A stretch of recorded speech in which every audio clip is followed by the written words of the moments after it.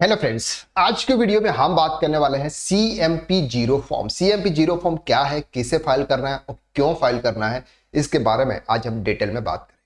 CMP zero form है opt out of composition scheme.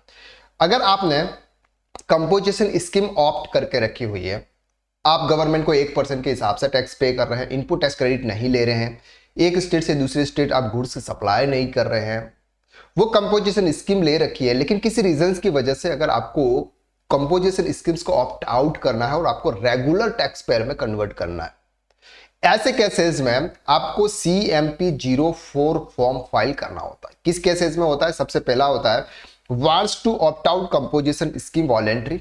आप अभी कंपोजिशन स्कीम में है लेकिन आप वॉलेंट्री, आप रेगुलर टैक्स पेयर बनना चाहते हैं, ऐसे केसेस में आप कंपोजिशन स्कीम्स को ऑप्ट आउट कर सकते हैं।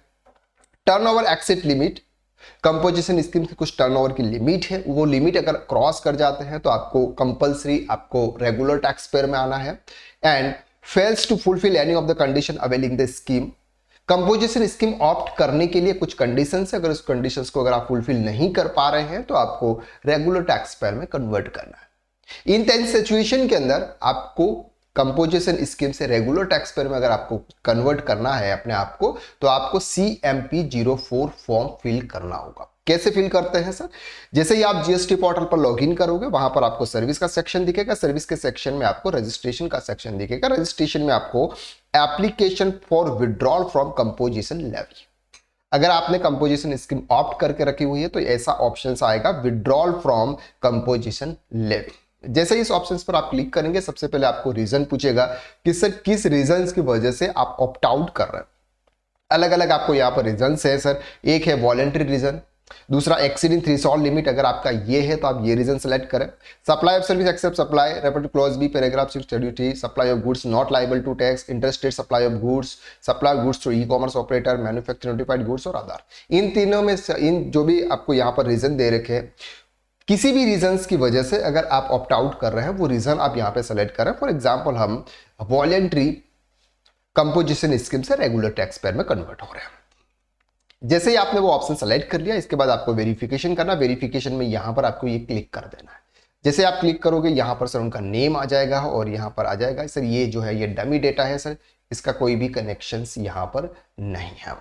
डेजिग्नेशन स्टेटस यहां पर आपका आ जाएगा। इसके बाद आपको करना है सर सेव, और सेव के ऑप्शंस करने के बाद, सेव करने के बाद आपको यहां पर सबमिट विथ EVC या फिर submit with DSA, digital signature के द्वारा भी, या फिर इलेक्ट्रॉनिक वेरिफिकेशन कोड के थ्रू आपको वेरीफाई कर दीजिएगा। जैसे ही आप वेरीफाई करेंगे, इसके बाद आप चेक करेंगे और आपकी प्रोफाइल में जाकर अगर आप देखेंगे तो आपको यहां पर रेगुलर दिखेगा। पहले वहां पर आपको एज ए कंपोजिशन डीलर के रूप में आपको दिख रहा होगा, लेकिन जैसे ही आप इसको ऑप्ट आउट करेंगे, यहां पर आपको दिखेगा सर रेगुलर। अगर आप रेगुलर टैक्स पेयर में आ रहे हैं तो आपको ITC 01 फॉर्म भी फिल करना होगा विद इन 30 डेज, क्योंकि जो स्टॉक आपके पास में पड़ा हुआ है उसका ITC आपको मिलेगा, क्योंकि उस पर आप टैक्स चार्ज करके गवर्नमेंट को पे करने वाला है। तो ये था sir CMP 04 form opt out for composition scheme. इसी की तरह से हम नेक्स्ट वीडियोस भी लेके आने वाले हैं। अगर आप अकाउंटिंग एंड टैक्सेशन फील्ड में अपना फ्यूचर बनाना चाहते हैं तो हमारा एक कोर्स है टैक्स कंसल्टेंट कोर्स। सबसे मिनिमम प्राइस में अभी आपको ये कोर्स मिल रहा है, अलग अलग वैलिडिटीज है, आप इस कोर्स को ज्वाइन कर सकते हैं। उसकी लिंक आपको डिस्क्रिप्शन में शेयर की हुई है। आज के लिए बस इतना, नेक्स्ट वीडियो में फिर बात करते हैं। तब तक के लिए थैंक यू सो मच।